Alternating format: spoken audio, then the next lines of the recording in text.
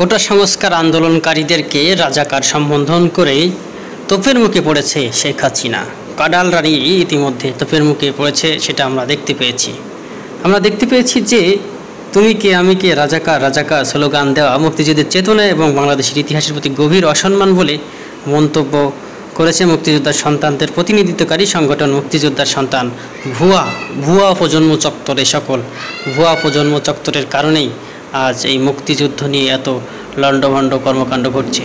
সুজলা সুফলা শস্য শ্যামলা পাহাড়ি পর্বতে ঢাকা আমাদের এই বাংলাদেশ, কি অপরূপ সৌন্দর্যে গাঁথনি, কি অপরূপ মায়া, কি অপরূপ রূপে মা তোমায় হেরুনি পল্লী জননী। আমরা এইভাবে গান শুনে মুগ্ধ হতাম এক সময়।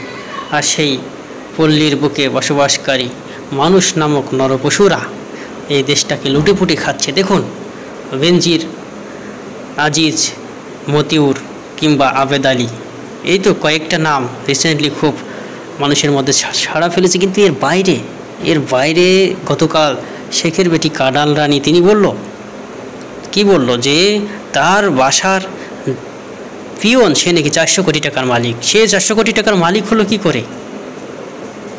নিশ্চয়ই যোগসাজশ রয়েছে। তাহলে তার বিরুদ্ধে কেন ব্যবস্থা নেওয়া হলো না? সে হেলিকপ্টার চড়ে বেড়ায় 400 কোটি টাকার মালিক, কি সগর্বে সাংবাদিক সম্মেলনে তিনি বললেন। অথচ কেউ প্রশ্ন করলেন না যে তাহলে সেই ব্যক্তিটি কোথায়, যে 400 কোটি টাকার পিয়ন জাহাঙ্গীর, সে কোথায় এখন? কোনো প্রশ্নও কোনো সাংবাদিক করলো না। পেইড দালাল সাংবাদিকেরা, হলুদ সাংবাদিকেরা এমনকি কোনো এই প্রশ্নটি করলো না একবারও সেই দেশে যেখানকার উপস্থিত কোনো সাংবাদিক। ধিক্কার। যেভাবে সাংবাদিক সম্মেলনে যেভাবে তুচ্ছ তাচ্ছিল্য করেছেন কোটা সংস্কারকারীদের, তা একজন প্রধানমন্ত্রী হিসেবে কখনোই কাম্য নয়।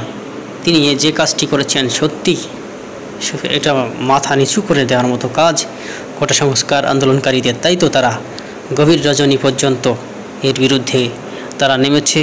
ঢাকা বিশ্ববিদ্যালয়ের আঙিনা আশপাশ তারা দাঁড়িয়ে থেকে সেখানে তুমি কে আমি কে রাজাকার এটাকে ঘৃণ্য ভরে তার প্রতিরূপ তারা তুলে ধরেছে।